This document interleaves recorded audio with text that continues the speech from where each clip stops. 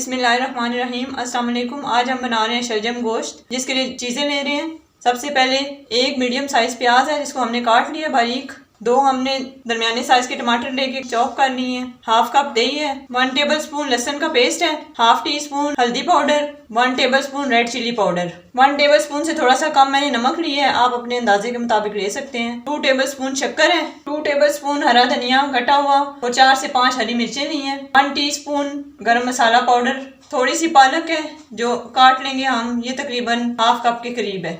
Half के जी मैंने beef ली है, आप मटन भी ले सकते हैं, चिकन भी ले सकते हैं। और हाफ के जी मैंने शलजम ली है। तो अब हम शलजम गोश्त बनाना स्टार्ट करते हैं।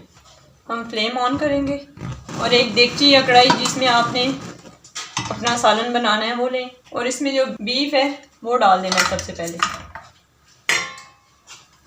इसके बाद इसमें हम प्याज जो मैंने आपको बताया था, लहसुन का पेस्ट, रेड चिली पाउडर और हल्दी पाउडर और नमक, ये सारी चीज़ें डाल देनी है। ये सारी चीज़ें डाल के बिल्कुल धीमी आंच पे हम इसको 5 से 7 मिनट देंगे, ताकि बीफ का जो अपना पानी है वो इसमें रिलीज हो जाए और हमें अंदाज़ा हो कि हमने इसमें और कितना पानी डालना है। 5 से 7 मिनट बाद हम आपसे मिलते हैं।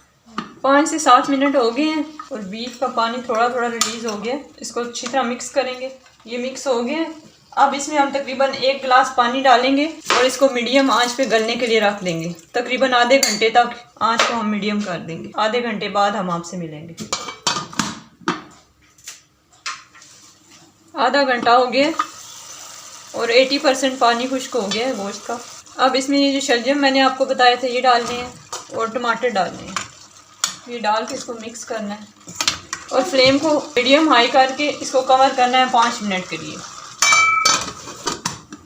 5 मिनट हो गए। ये शलजम और टमाटर सॉफ्ट होने शुरू हो गए हैं। अब इसमें हम हाफ कप घी डालेंगे, आप चाहें तो ऑयल भी डाल सकते हैं।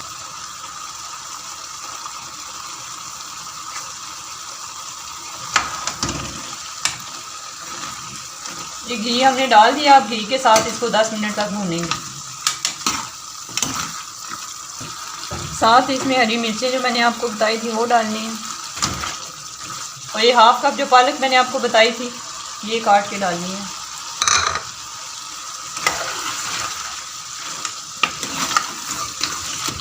शलजम को हम साथ साथ मसलते जाएंगे। 5 मिनट बाद इसमें हम दही को शामिल करेंगे। 5 मिनट हो गए हैं। इसमें अब हम दही को शामिल करते हैं और इसको 5 से 10 मिनट तक हाई फ्लेम पे हमने अच्छे तरीके से भूनना है, जब तक इसका घी अलग ना होना शुरू हो जाए।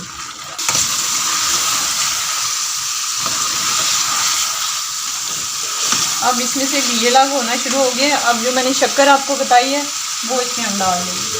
इसको मिक्स करेंगे अच्छे तरीके से। इसको 2 मिनट तक पकाएंगे, फिर हम इसमें गरम मसाला डालेंगे जो मैंने आपको बताया था।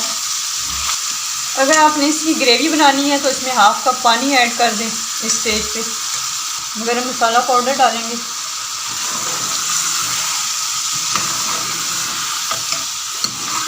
ये हमारे शलजम गोश्त तैयार है तकरीबन। अब हम इसे डिश आउट करके आपको दिखाते हैं।